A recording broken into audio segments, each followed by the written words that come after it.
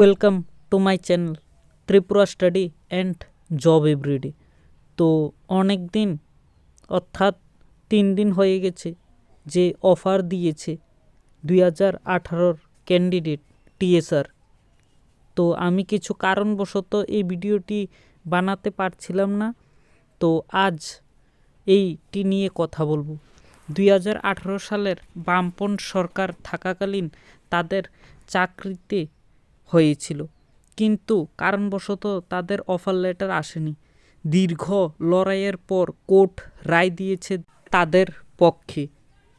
তো 2026-এ এসে কোর্ট রায় দিয়েছে যে তাদের সকলকেই যাতে চাকরিতে নিয়োগ করা হয়। ত্রিপুরা স্টেট রাইফেলে এই সকল ক্যান্ডিডেটরা সিলেকশন পেয়েছে। তো এটা হলো অফার লেটারটা, দেখে নাও। তো আমার চ্যানেল থেকে তাদের সকলকেই যারা 2018 ক্যান্ডিডেট এখন 2026-এ এসে ত্রিপুরা টিএসআর-এর মধ্যে চাকরি পেয়েছ, তাদের সকলকেই আমার চ্যানেল থেকে অভিনন্দন এবং শুভেচ্ছা জানাচ্ছি, কারণ তারা দীর্ঘ লড়াই করেছে তাদের চাকরির জন্য এবং পেয়েও গেছে আজ।